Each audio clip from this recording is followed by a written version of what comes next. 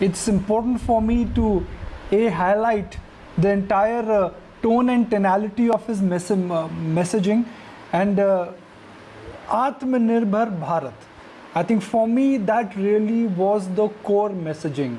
Make India self-reliant, increase India's reliance and reduce India's dependence on global products. For me, that really was the linchpin of what the Prime Minister in fact is indicating, has suggested, has urged, and has also instructed the Indian industry to really start thinking on. The focus again is to increase the self-reliance. And a lot of experts who've been coming Maithili on this forum have been making a point that every crisis leads to a revolution, which is whether the Quit India revolution or the 1991 crisis or the 2008 crisis. Could this crisis really lead to what could be called as a self-dependence movement? Because the Prime Minister Maithili alluded to Aatma Nirbhar Bharat at least more than a dozen times in his message at the CII.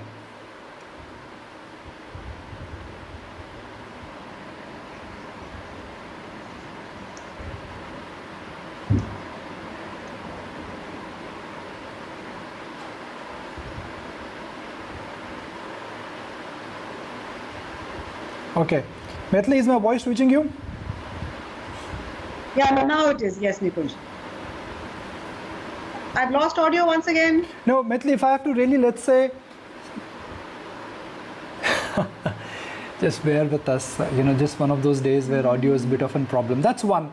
Second, the other important takeaway for me from the Prime Minister's speech is that he, in a sense, is sounding confident and is reasonably sure that we will be able to overcome this crisis. All we need to do is we need to follow and walk on the path of innovation, invention.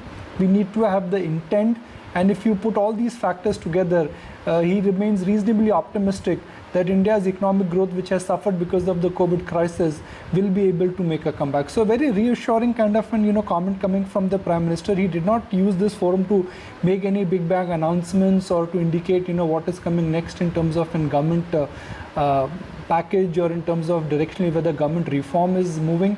But I guess today's address was all about to the best of India Inc. and directionally telling them that the Indian economy now you need to go back to the roots to understand about how to increase India's manufacturing, focus on agri, APMC reforms have been unleashed, and what really needs to be done in order to reduce India's dependence on global products. So made in India, but made for the world. Maithili, would you concur with my view that Aatma Nirbhar Bharat, that really was the soul of today's entire message by the Prime Minister?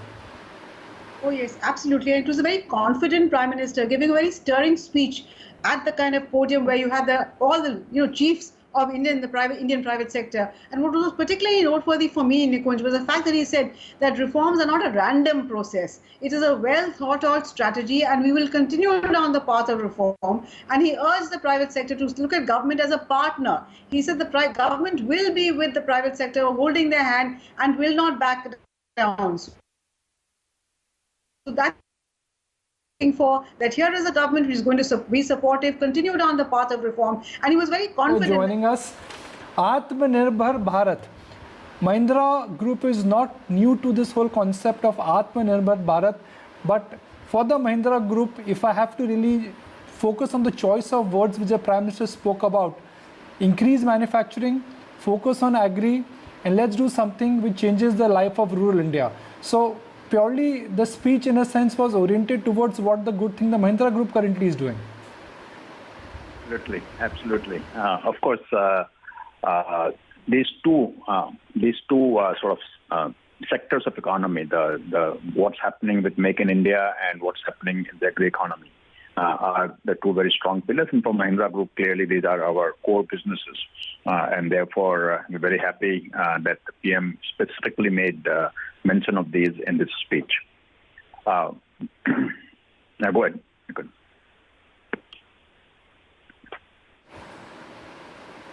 Mr. Goenka, Made in India is something which the current government and all earlier governments have tried to reboot. but somehow manufacturing in India has not really seen a substantial re-rating. Why is that? What is really the big cog in the wheel, so to speak? Well, Nikunj, there are many factors to it. Some of it relates to industry itself, some of it relates to policies, some of it relates to constraints that we have, internal and external, and our competitiveness. But what I would like to say is that during this whole lockdown, where perhaps everyone had a little more time to think, there has been a renewed interest that the government of India has taken in how to really catalyze manufacturing in India. The Honorable Prime Minister made mention of three specific sectors towards the end of his speech, and leather and footwear. These are just three of the 12 sectors that have been identified by Commerce Ministry to focus on immediately, and see how do we unshackle, if I could use that word, these industries to really become big, either in terms of exporting vastly or in terms of eliminating import. And if I could just take these three examples that the PM has mentioned, furniture has extremely high potential for export. And currently, India has very little export of furniture. But it's not something where we can just switch the button or flip the switch and say we can export. There's a lot of work that needs to be done. And that's what has been undertaken now. Same thing in leather and footwear, where there is tremendous export potential, but we're still importing a lot of footwear. And air conditioner, where we do have a large demand growing, very little backward integration. And therefore, we're importing what goes into an air conditioner. So there are just three examples that the Honorable PM mentioned on what can be done to prop up manufacturing. And I'm very happy to see the kind of serious interest that's going into very specific, focused sectors and interventions. And I hope that if there was one positive one could look at in terms of what COVID-19 might bring in, is this renewed focus, which probably will bring India sort of strength in manufacturing, because I think India has all the ingredients of what it will take to become a strong manufacturing nation. And what needs to be done is connect all the dots together. And I think that's the effort that the government has taken right now.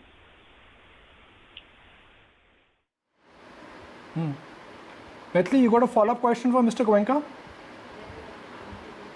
Mr. Goenka, can one hope to see the reversal of the manufacturing growth that we saw the last fiscal got us a manufacturing growth of 0.03? This is despite government's efforts to raise the share of manufacturing to about 25%, make in India. What is really missing in the entire plan that we've really not made much headway as far as manufacturing growth is concerned, Mr. Goenka?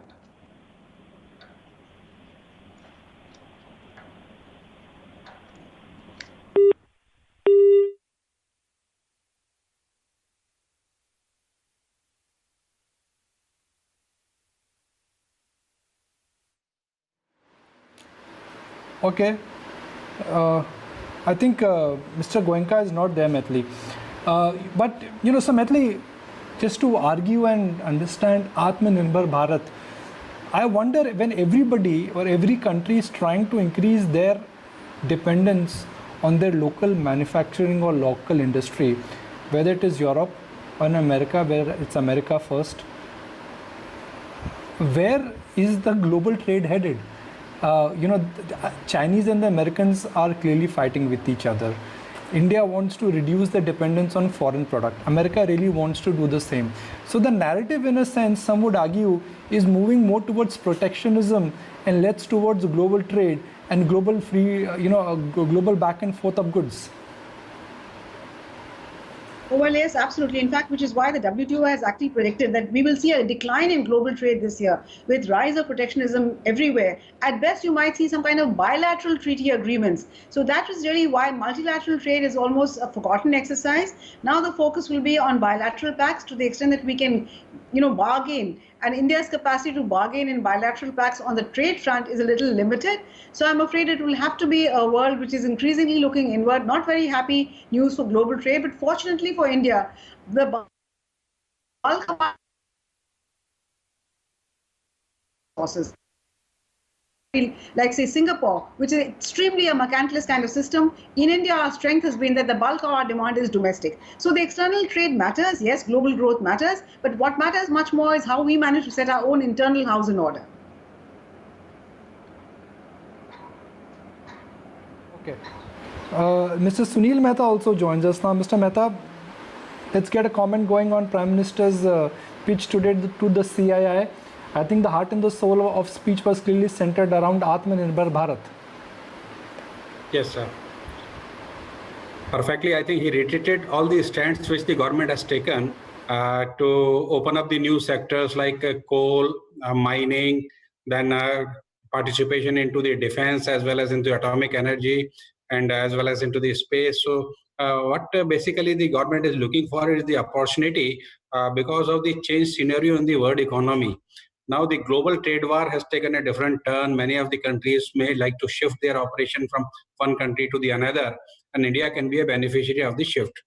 So this is the right time. I think it's a step in a right direction that government start concentrating on assuring the industry, which the Prime Minister has done today. He said that yes, I'll be with the entrepreneur and I'll be supporting them. It's a big assurance on a public media, and that gives a confidence to the lot of entrepreneurs. Secondly, the type of support that the government is willing to offer to the coal sector, like if it is open for the private participation, it will definitely create a lot of value for the existing power plants because most of them are now dependent on import of the coals. And if it is domestically produced, at least it will increase in the domestic production. It will give the domestic employment, as well as it will reduce the cost of procuring the coal. So that will further reduce down the cost of the power, which is an important component in many of the industries. So many of the stands which he has reiterated today basically are building blocks for a future of Aatma Nirbhar Bharat. And what I strongly feel is if our industry associations work together and convert this threat, the COVID-19 threat, into an opportunity, then of course our country can really gain a post-pandemic, and we can really become a more self-reliant on our domestic production by our import substitution, as well as for catching up the new, because we have got very big, large domestic demand. India has got the biggest population of the younger generation, which can produce as well as they consume both. So we have these strengths. We are not dependent only on the external or the global economy. We can capitalize on our these strengths and can really contribute into making Aatma Nirbhar Bharat. That's very heartening to hear, Mr. Mehta. Thank you so much for joining us. But Mr. Pawan Goenka, I think before we lost contact, I was asking you that why is it that despite all the efforts of government to raise the share of manufacturing in GDP to 25%, Make in India, and all the efforts that they have taken, last year we actually saw manufacturing grow by just 0.03%, with the last quarter giving you a contraction of 1.4%. What is really missing? What can we do to increase manufacturing share in GDP? Because that is where the jobs are going to come. Mr. Goenka? Well, as I said earlier, let me just first take a minute to just give a little bit of overall impression of this speech that the Prime Minister has given. Clearly, it was a very uplifting speech to the industry, talking about the opportunities that the industry has. But most importantly, exhorting the industry to think big and not be sort of in a state of gloom that what's going to happen. Yes, we have some short-term issues that we're going to have to face, but then there are a lot of opportunities ahead, and that's what the Honorable Prime Minister has given the message to the industry, and I think that's the appropriate message at this time, and I'm sure the industry will be very motivated by this speech. Now, coming back to your specific question on manufacturing. Clearly the manufacturing growth in India has been less than what the country deserves, if I could say that. And as I said earlier, that it's not something where we can just flip a switch and manufacturing growth will happen. There are a lot of factors that come in. The most important factor, in my view, is the competitiveness of the industry. Now, competitiveness means that the finished product that we have, what is the cost of that finished product? And if that cost is not competitive compared to the countries that we are competing with, and we cannot just look at China, we also have to look at countries like Vietnam, Cambodia, Thailand, Southeast Asia countries. Today, we are not competitive in many segments. Yes, we do have lower labor cost, no doubt about it. And that does give us a benefit of 2-3%, 4% in the cost. But then there are many other factors that make us non-competitive. For example, a cost of logistics, cost of power, land cost, the period time it takes to set up a new factory, some of the labor laws. So many of these factors are very sensitive and factors that cannot easily be addressed by the government. And what I'm noticing now, and also we do have a disadvantage in many cases for export in terms of not having FTAs with countries where we want to export our goods. And what I'm finding now is that the government of India, various departments are coming out with very aggressive schemes. For example, the scheme that has come out for mobile for PLI, production-linked incentive, where they have earmarked 40,000 crores of sort of not subsidy, but 40,000 crores of incentive to the mobile industry to increase value addition in India. And that's the kind of aggressive scheme that's coming out. Schemes that are coming out to see how do we look at reducing logistic costs. That's being worked on. How do we make power more affordable to the industry? Because there's a lot of cross-subsidy that happens today, even in the freight cost.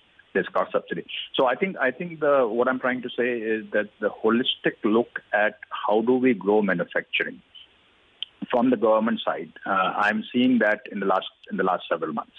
And from the industry side, the aspiration that the industry has to become global industry, the CII annual convention that's going on today, I'm sure we'll talk a lot about that on how does industry think big. And industry thinking big is a very, very important part of becoming big in manufacturing. So I think, as I said, that a lot of dots have to be connected for manufacturing industry to grow in India. I have always been convinced, and am more convinced today than I was a few months ago, that India has a great potential to grow manufacturing. And the vision that we have of taking manufacturing value addition to $1 trillion by 2025. Yes, there was a setback because of COVID-19, but I think we can still do it. We just have to work hard. We have to work collaboratively. The state government, the central government, the industry, and sometimes consumers also have to work together because there has to be a little bit of wanting to buy Indian. And that, again, the Prime Minister had talked about that in his previous speech about buying Indian, and I forget the exact phrase he used to talk about it also. But even in a B2B kind of procurement that we do, sometimes businesses tend to import to save 1%, 0.5% of cost. We need to somehow look at a bigger picture and see how do we support Indian manufacturing as consumer, as businesses. And clearly that doesn't mean that we'll compromise. We won't compromise with technology, performance, functionality. But we should be somewhat biased towards buying Indian, whether we are business or whether we are consumers. So I think everybody has a role to play. And as you said, that growing manufacturing is going to be a very big enabler. Very big enabler for revenue collection for the government, because manufacturing contributes quite a bit to revenue of the government. And if we can grow manufacturing, I think our economy will become very strong. And I think right now, the effort that has been put in, I'm happy to see is very high, the best I've seen ever. All right, Mr. Goenka, really appreciate your time. I know you agreed in the last minute. You managed to take this call in between meetings, and you beautifully explained and articulated what it means for the manufacturing sector and how things could be rebooted. Aatma Nirbhar